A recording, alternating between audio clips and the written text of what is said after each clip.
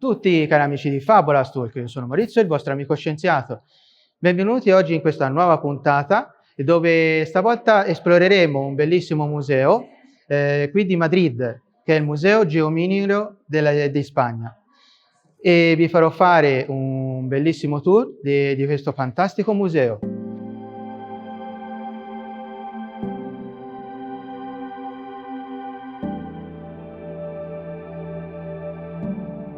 Fin dai suoi esordi come museo dell'Istituto Geologico e Minerario di Spagna, è stato un faro di conoscenza e scoperta. In un ambiente in cui la storia della Terra si intreccia con la curiosità umana, il Museo Geominerario non solo ospita minerali e fossili, ma racconta anche l'affascinante storia del nostro pianeta. Inoltre è un punto di riferimento nella divulgazione della geologia come scienza e patrimonio culturale in Spagna. Le collezioni di minerali e rocce fossili accuratamente selezionati costituiscono un fulcro dell'esposizione. Le vetrine sono disposte in modo da creare un percorso narrativo in cui il contenuto scientifico e l'aspetto didattico si fondono armoniosamente, consentendo sia ai bambini che agli adulti di ammirare i reperti e di conoscere i materiali che compongono il nostro suolo, il loro utilizzo e le forme di vita del passato, nonché l'origine e l'evoluzione della Terra.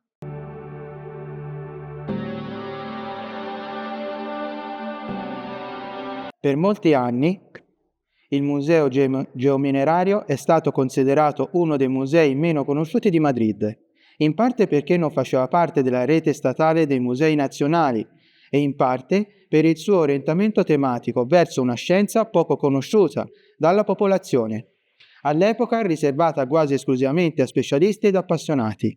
Anche l'ubicazione del museo all'interno di un edificio ufficiale, senza accesso diretto dalla strada né segnaletica specifica, che richiedeva inoltre un accredito personale ad ogni visitatore, ha contribuito al suo anonimato. Questa concezione del museo come una semplice succursale dell'Istituto Geologico e Minerario di Spagna, destinato a custodire più che a esporre e divulgare al grande pubblico per le sue importanti collezioni scientifiche, prevalse per gran parte della sua esistenza, da quando nel 1926 si insediò nella sua sede attuale.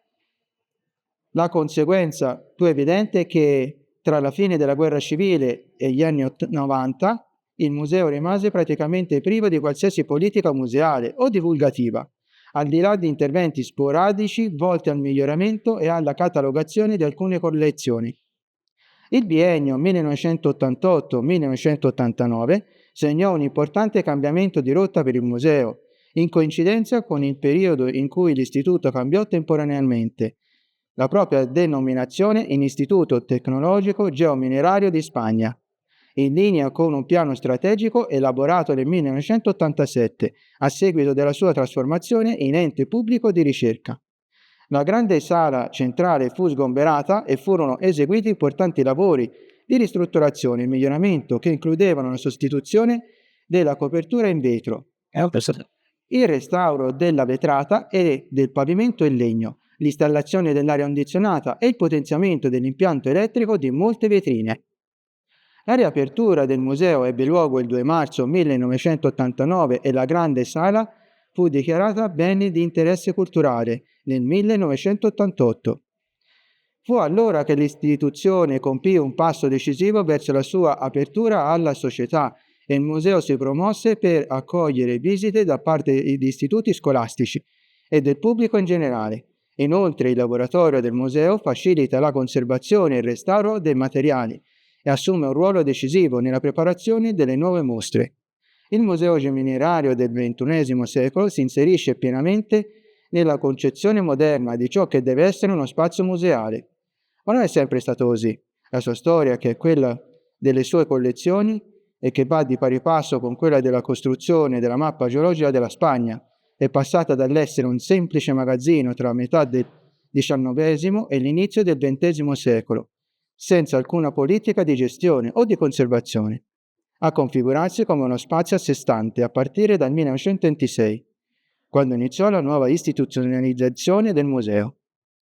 Dal punto di vista amministrativo, il Museo Geominerario fa parte dell'Istituto Geologico e Minerario di Spagna e rientra tra i fratelli poveri delle collezioni patrimoniali dello Stato. ovvero quelle legate alle università o agli enti pubblici di ricerca. Tuttavia, dalla fine del XX secolo il Museo Giominero ha saputo farsi strada tra i musei scientifici spagnoli, affermandosi come un attore importante non solo nella ricerca in paleontologia, mineralogia e petrologia, ma anche nella diffusione e nella divulgazione delle scienze della Terra.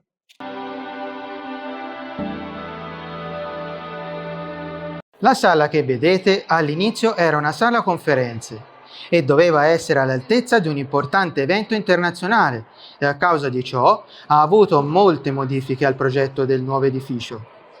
Le finiture interne mantengono attualmente la concezione originale dell'architetto, a cui venne commissionato il lavoro, con pavimenti in legno, ringhiere in ferro battuto e nei 3 piani superiori pareti intonacate con gesso dai colori simili a quelli del momento della costruzione, nonché diversi dettagli ornamentali in gesso che formano scudi, modanature, conchiglie e ampie cornici. Sono conservate le 250 vetrine originali in legno intagliato e vetro disposte lungo la sala e nei vari corridoi perimetrali, così come i tavoli e le poltrone circolari che nascondono l'impianto di riscaldamento. A queste si sono aggiunte nel 2015 2 nuove vetrine, realizzate seguendo il design di quelle originali, per esporre la collezione gemmologica.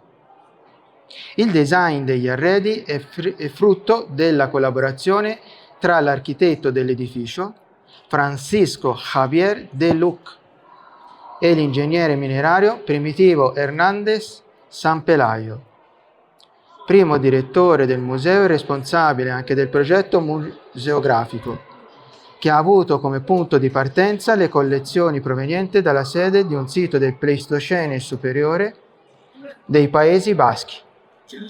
È importante quindi per tutte le scienze naturali, della geologia e quindi di conseguenza anche della vulcanologia. E essendo in tema vulcanologia andremo a intervistare un ospite speciale. Venite!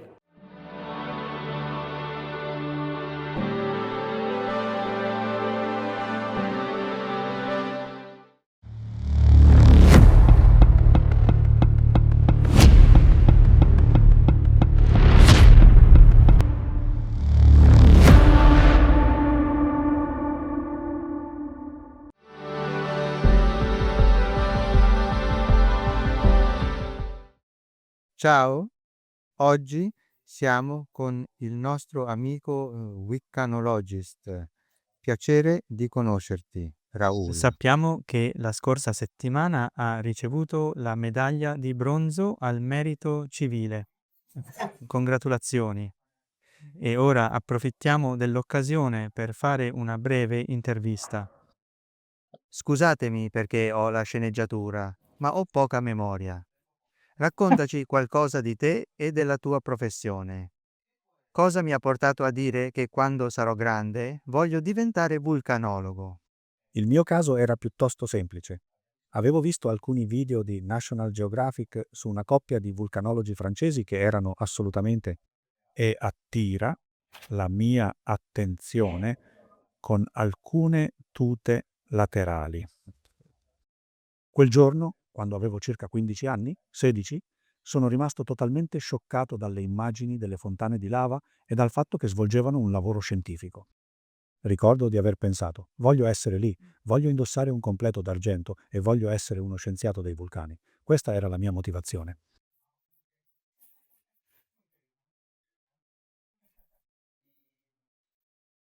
Cosa ti ha portato da questa professione? La capacità di... Viaggia in posti incredibili, viaggi in tutto il mondo e vai nelle zone vulcaniche. Vulcani all'interno della geologia. Diciamo che è una dinamica molto vivace, molto mutevole, molto diretta, dove le cose accadono molto rapidamente in pochissimo tempo e si creano paesaggi. Un vulcano può nascere e crescere in 2 mesi, raggiungendo un'altezza di 300-400 metri. Mentre gli altri processi geologici sono molto più lenti, serve più tempo. Per me è stato tutto molto dinamico e attivo e ha attirato la mia attenzione. Quali sono i vostri ruoli come vulcanologi? I vulcanologi in generale lavorano da punti di vista diversi.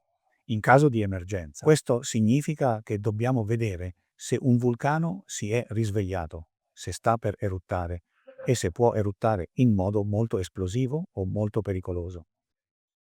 Per farlo dobbiamo studiare le rocce delle eruzioni precedenti, dobbiamo anche studiare i gas emessi e i terremoti che avvengono intorno ai vulcani. Anche con le immagini satellitari analizziamo la deformazione del terreno quando il magma si riempie. Risali dal basso, deforma la parte superiore. Quindi abbiamo una vasta gamma di studi da fare in geologia, fisica, matematica, chimica, ecc.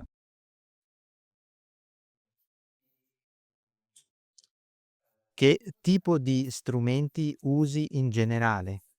Ci Sì. sono molto.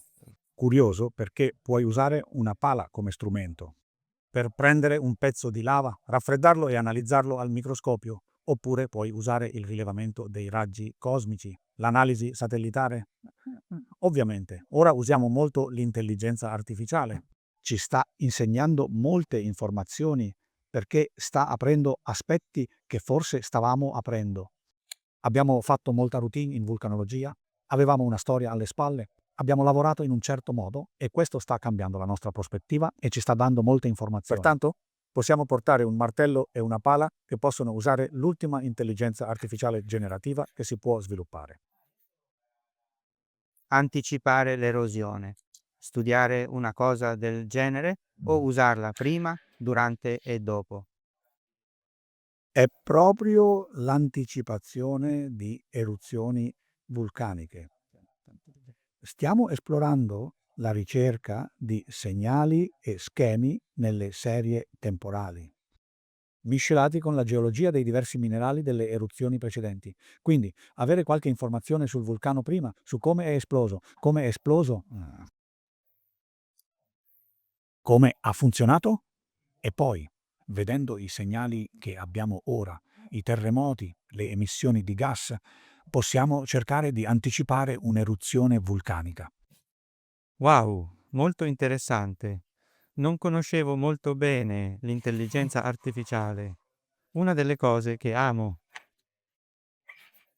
Quell'intelligenza artificiale può essere usata per una cosa del genere. Ha un'utilità che penso sia piuttosto positiva, ma soprattutto ci permette di continuare a lavorare con martello e stivali, ma ci permette di andare oltre ciò che pensavamo di poter raggiungere.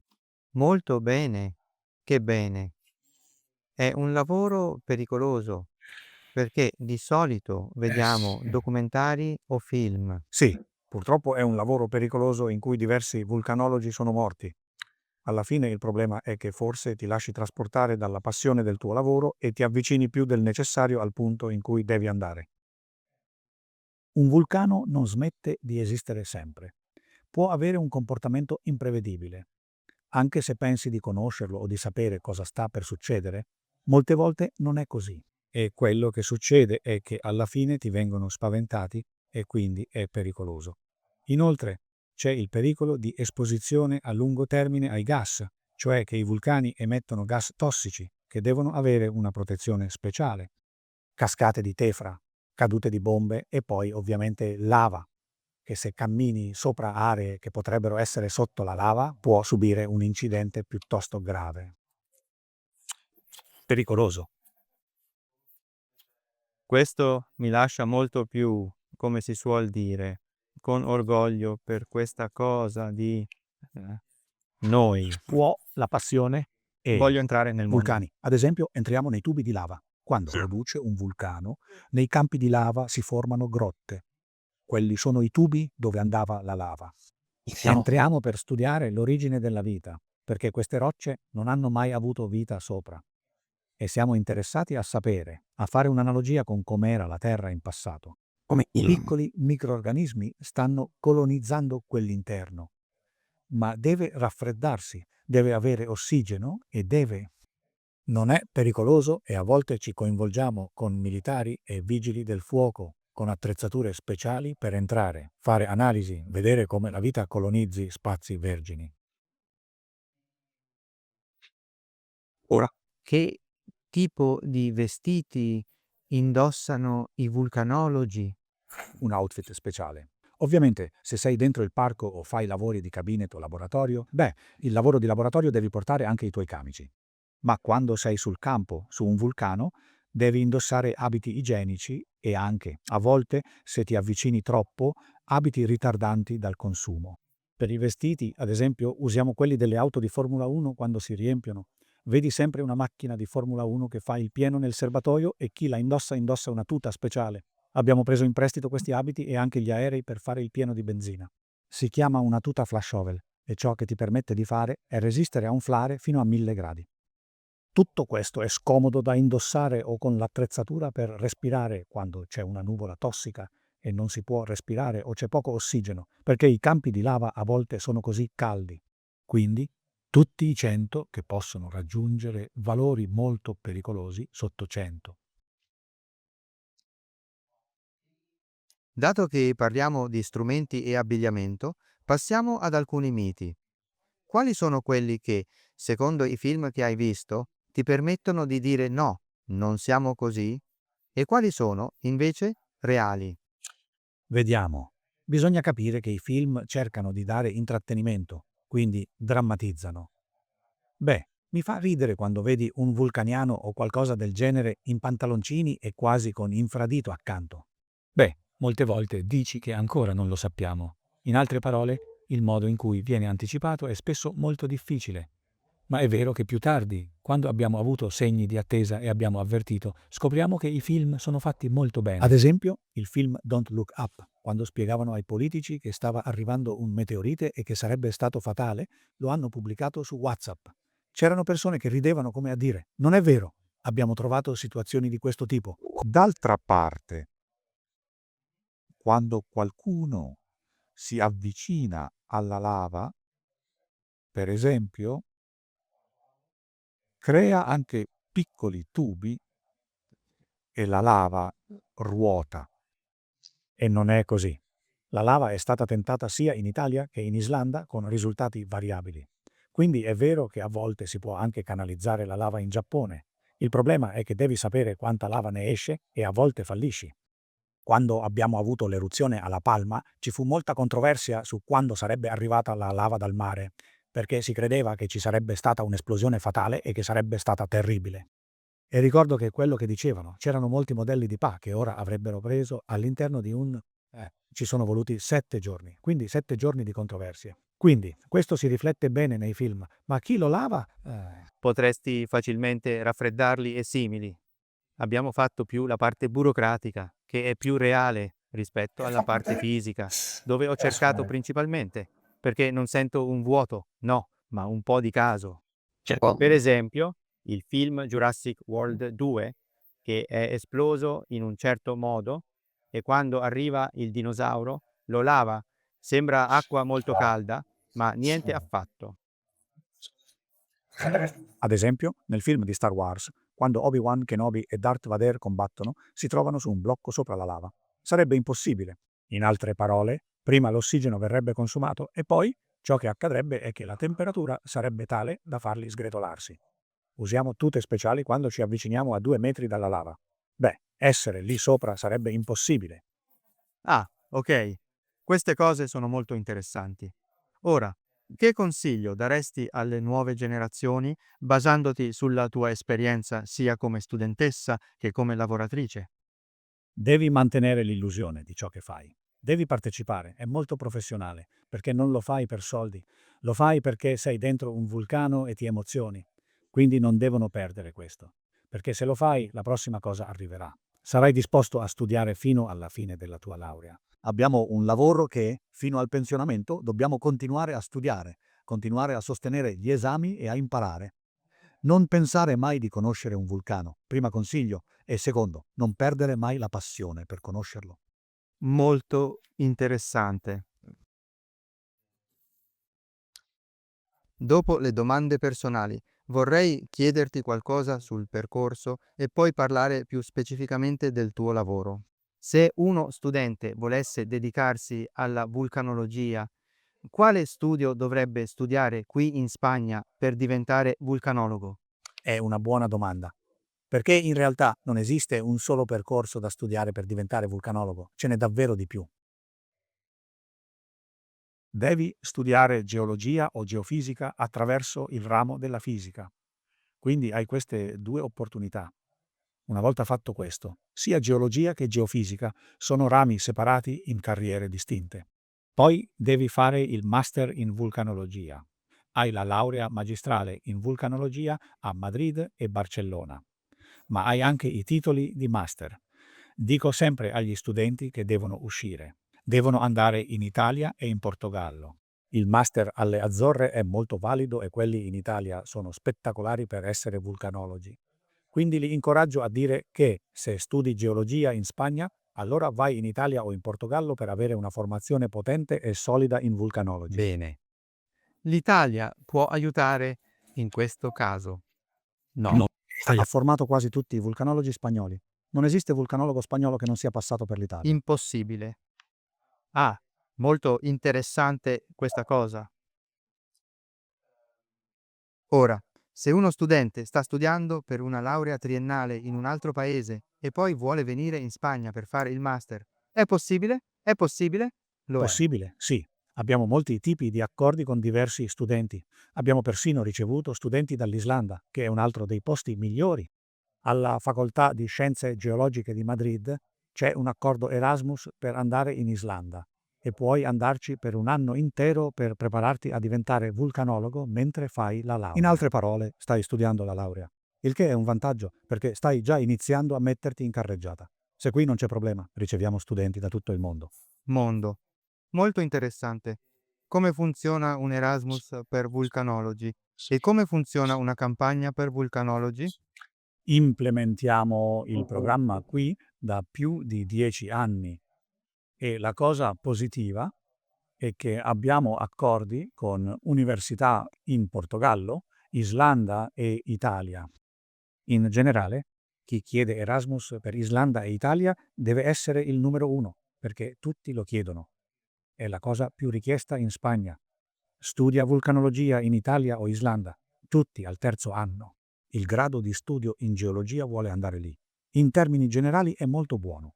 Credo che la formazione sia molto completa e che ti dia una formazione che ti permette di lavorare come vulcanologo in qualsiasi vulcano del mondo. Il che è importante perché i vulcani sono tutti diversi. Pensiamo che siano la stessa cosa, ma non è vero, sono molto diversi. Ma la formazione è piuttosto completa. Per quanto riguarda la campagna sul campo, questa è già una parte più complicata. È importante andare in campagna perché non si può lavorare sui vulcani senza essere sopra il vulcano. Senza vederlo, come fecero Plinio il Giovane e Plinio il Vecchio quando iniziarono a fare le loro descrizioni, è essenziale essere in cima al vulcano. Quello che sappiamo, ad esempio, di Pompei deriva da tutte le descrizioni dei siti. È importante tanto descrivere ciò che si vede durante un'eruzione vulcanica quanto descrivere quanta più intelligenza artificiale possibile, perché ti dà informazioni reali su cosa sia il fenomeno. Pertanto, il lavoro sul campo è molto importante. A volte è noioso perché devi andare a raccogliere campioni. Usi un martello, un trapano, devi prendere campioni. È un protocollo molto noioso. Devi orientare il campione, devi prenderlo in un certo modo, devi etichettarlo in un certo modo per portarlo in laboratorio così da poterlo usare intero. Ma è fondamentale quanto studiare in qualsiasi università. È un po' troppo lungo? Mi ricorda un po' il lavoro sul campo paleontologico di Postili, per collezionare, di una cosa del genere. Beh, sta andando bene. Ovviamente sei qualcosa di Ma speciale. sì, qui in Spagna gli studenti hanno molto campo, hanno persino vulcanologia, hanno una settimana di campo nelle Isole Canarie, le Isole Canarie che sono l'area più attiva di vulcanismo in Spagna. Questa intervista è molto, molto interessante. Mi sta piacendo molto. Ora, esistono itinerari che si possono seguire sia come dottorato che senza di esso? Sì. In effetti si possono seguire due itinerari diversi. Puoi seguire l'itinerario del medico. La specializzazione è dottore in scienze, ma la tua specializzazione sarebbe vulcanologia, petrologia endogena e geodinamica interna, come la si dice qui. Ma verresti davvero formato come vulcanologo. Ma ci sono anche lavori di fisici che lavorano su quella che sarebbe la parte tecnica nel monitoraggio dei vulcani. Se dobbiamo mettere i sismografi, Dobbiamo misurare il GPS.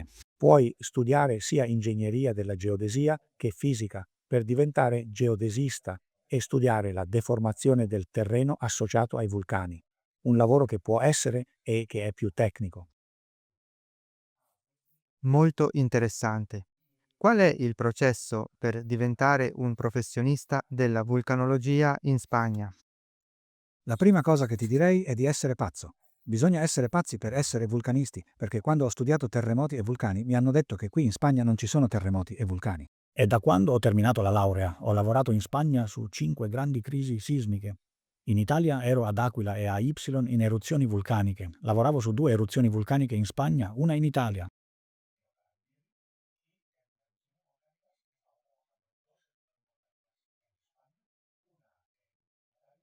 E poi aggiunga Tonga, sempre in Messico e Nuova Zelanda. Voglio dirti, per diventare professionista devi credere in te stesso, se credi che non importi, perché anche se qualcuno ti mette delle barriere e tu dici impossibile, perché studi questo, è una strada difficile, ma se riesci a resistere e avere passione, non è un problema. Hai capito? Ok, perfetto. Ah, e un'altra domanda, visto che siamo qui a parlare dei professionisti. Ora, so che, per esempio, il geologo generico può essere autonomo o indipendente. Qui, come vulcanologo, esiste davvero o sei semplicemente un tipo dipendente? I vulcanologi qui sono funzionari pubblici. In Spagna, nel Dipartimento di Rischio Archeologico e Cambiamento Climatico e nel ramo della vulcanologia e della tettonica. Sarebbe così dentro l'istituto. Ci sono altri istituti nelle comunità autonome. Puoi anche lavorare nella protezione civile, ma sono tutte posizioni da funzionario pubblico. In altre parole, lavori o per lo Stato o per le comunità autonome. Aziende private che lavorano o tu come freelance. Potrebbe succedere, ad esempio, che tu venga assunto per opere civili. Se intendi fare lavori civili in un ambiente vulcanico, puoi assumere geologi specializzati in vulcanologia come freelance per aiutarti a pianificare una strada. Supponiamo un piano urbano che si realizza in un ambiente vulcanico o che può essere incaricato dalle amministrazioni per elaborare piani di emergenza per il rischio vulcanico. Non ci sarebbe stato alcun problema. Molto interessante, molto interessante. Ora, cambiando argomento, quali sono le aree vulcaniche della Spagna e quali sono i rischi che potrebbero entrare? Vieni preparato, arrivi con una mappa completamente pronta. Puoi mettermi così? Sì, no. C'è un problema. L'area di maggior rischio è qui sotto.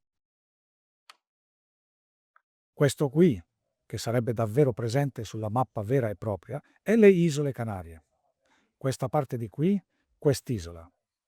Questa isola e questa isola sono le aree di massimo rischio.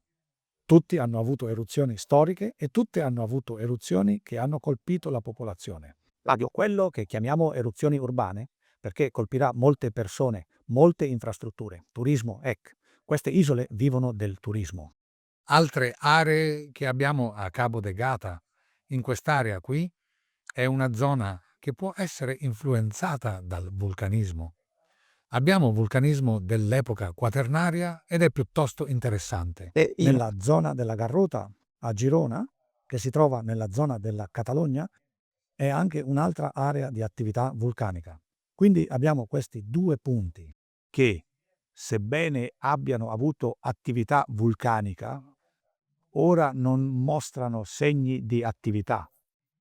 Certo, da un momento all'altro un vulcano può uscire qui. Oppure c'è un'eruzione sul Monte Teide, uno dei vulcani più pericolosi d'Europa. Per il numero di persone potresti avere un centinaio di persone coinvolte. E ora mi stai facendo una domanda. Questi due siti hanno qualcuno, se non un corrispettivo, uno simile, ad esempio in Italia, per sapere come. In Italia, proprio ora. La vulcanologia europea e in Italia tutto è innegabile. Ci sono tutti gli stili di vulcanismo che possono verificarsi. Ci sono vulcani pericolosi, attività monogenetica, campi flegrei che possono essere usati per sviluppare un singolo tipo di attività. Anche le formazioni della caldera, ecco. Quindi hai davvero tutto. Questi posti sono molto tranquilli. 30 o 50, 000 anni fa, erano aree considerate di interesse e che ospitavano sorgenti termali, acque calde, aree solfatara, ec. Ma non ha nulla a che fare con la solfatara in Italia. Sono parole grosse. Ah, ok, perfetto. E guardiamo questo direttamente, così puoi guardarlo meglio. Quali corpi sono responsabili della sorveglianza vulcaniana qui in Spagna? Noi, in modo simile a quello in Italia, con l'Istituto Nazionale di Geofisica e Vulcanologia. Abbiamo Il National Geographic Institute è l'istituto responsabile del monitoraggio e della sorveglianza vulcanica in Spagna. Abbiamo una rete di segnaletica abbastanza completa. Abbiamo una rete GPS responsabile di vedere la deformazione del terreno. E c'è anche un'altra rete per studiare i gas profondi. Quando il magma sale, si producono emissioni diffuse di anidride carbonica, dal biossido di zolfo e anche da un gas chiamato elio, di origine profonda, non può arrivare in altro modo. L'elio 3, che viene monitorato permanentemente in quelle aree, più suscettibili a un'eruzione vulcanica. in Italia, in generale, l'INGV supervisiona il vulcano e avverte la protezione civile ed è in collaborazione con il sindaco della zona. È responsabile della gestione del. Come funziona in generale la gestione delle emergenze qui in Spagna? Beh, è esattamente quello che hai appena detto. In termini generali, l'Istituto National Geographic, responsabile del monitoraggio vulcanico, dà un allerto alla Protezione Civile spagnola e alla Protezione Civile spagnola, sia a livello nazionale che comunitario, perché qui, avendo comunità, abbiamo... Che- Seguite il percorso della parte nazionale di sorveglianza della comunità colpita dall'eruzione vulcanica e quello che facciamo è dare l'avvertimento. Naturalmente è molto apprezzato. Abbiamo un comitato scientifico che consiglia il piano di emergenza per un'eruzione vulcanica. Quel comitato scientifico indica quale zona è più probabile di subire l'eruzione vulcanica, che tipo di eruzione potrebbe verificarsi o con maggiore probabilità, ed è quella che informa la protezione civile affinché possa decidere in quali aree devono avvenire le evacuazioni. Molto interessante. Ora quasi chiudiamo l'intervista con una domanda generale. Nel mondo, è già successo in passato che le autorità non abbiano avvertito in tempo dell'imminente eruzione o non abbiano nemmeno avvertito? Come può la popolazione al tuo livello sapere quando evacuare? Mi spiegherò meglio. Dando come esempio un altro tipo di disastro, lo tsunami. Ora, normalmente le autorità avvertono prima dell'arrivo dell'ondata e così le persone sono al sicuro. Ma nel caso in cui l'avviso non arrivi in tempo, c'è ancora un modo per sapere se l'onda gigante si sta avvicinando. Cioè, normalmente ci rendiamo conto che si sta avvicinando a causa del mare che si ritira prima che arrivi l'onda e quindi, se lo sappiamo, possiamo avvertire gli altri bagnanti e fuggire. Ora torno dai vulcaniani. C'è qualcosa di simile? In vulcanologia, il problema è che ci sono diversi tipi di eruzioni. Ci sono eruzioni che avvertono e eruzioni che non avvertono. Ad esempio, se hai un'eruzione in una zona urbana e inizia a uscire acqua calda, ti trovi in un'area vulcanica attiva. E Quando l'acqua fredda inizia a scaldarsi, il mio consiglio è di uscire dall'area, perché se l'acqua è calda, qualcuno l'ha riscaldata e quella persona è un magma che sta salendo, così possono darti un premio. Secondo avvertimento. Abbiamo visto in alcune zone che vengono emessi gas che uccidono insetti e persino uccelli, in modo tale che si poteva vedere che gli animali erano morti. Ovviamente, questa è un'area pericolosa che emette gas. Il gas che emette proviene dal corpo magmatico che si è sollevato. Dovremmo andarcene. Ma a questo punto, sia con acqua calda che con gas, sono sicuro che le autorità avranno avvertito se non fosse un'opzione. Un'eruzione decisiva, ad esempio l'eruzione di Unga Tonga, nessuno vide nulla. È vero che è un'area non monitorata, è successo nel mezzo del Pacifico, non ce n'è tanto lì quanto in altri luoghi, che è esplosa e l'isola si è innalzata fino a 80 km di altezza. Quindi stiamo parlando di un fenomeno che, se non stai guardando, non ti avverrà. In termini generali, avverte e voglio pensare che le autorità ascoltino gli scienziati. Voglio pensare. Molto bene, molto bene. Ovviamente ci aspettavamo che... Ovviamente speriamo che siano tutti, ma in questo modo. Uno dei problemi quando si dà un avvertimento è che nelle decisioni legate alle eruzioni vulcaniche si trovano il personale scientifico, il personale di gestione delle emergenze e i politici. Significa che ci sono interessi diversi. Quindi devi sapere come gestire questo quando si verifica una crisi vulcanica. Qual è l'interesse dello scienziato, l'interesse del manager e quello del politico? E Quali sono i tuoi consigli come webcamologist? Per chi è in generale?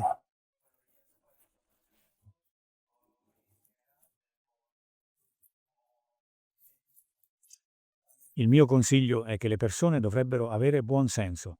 Ora viviamo in un mondo dove ci sono molte fake news. È molto facile fare cose allarmistiche. Non capisco davvero perché, quando compaiono crisi vulcaniche, terremoti o tsunami, si verifichino questi effetti degli allarmi con le fake news. Capisco che le persone vogliano raggiungere il caos o il disordine o non molto in cosa. Ma che Soprattutto vorrei chiedere ai politici di ascoltare scienziati e gestori delle emergenze, che non lo facciamo per soldi. Non abbiamo alcun interesse. Ok, è un'intervista molto, molto interessante. Spero che vi sia piaciuto e che la prossima volta vi lasceremo e per un momento salutiamo il nostro amico Raul. Piacere di conoscerti, piacere. Speriamo di incontrarci di nuovo. Sembra un vulcano, ce la possiamo Sì, fare. sì, A un andiamo. vulcano e te lo mostrerò. Sarebbe molto interessante. Mi piacerebbe molto. E se voi iscritti e amici feste una registrazione al canale. Metti un like e oltre con le visualizzazioni, se raggiungiamo la monetizzazione, possiamo fare un viaggio spettacolare con gli altri amici per fare un'altra parte delle ricerche. Felice, alla prossima!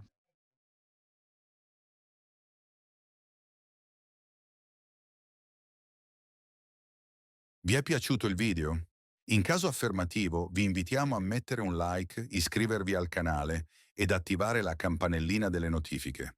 Inoltre vi invitiamo a lasciare commenti che ci aiuteranno a migliorare sempre di più il canale. Vi diamo appuntamento al prossimo video e vi invitiamo a vedere i video precedenti se non li avete ancora visti.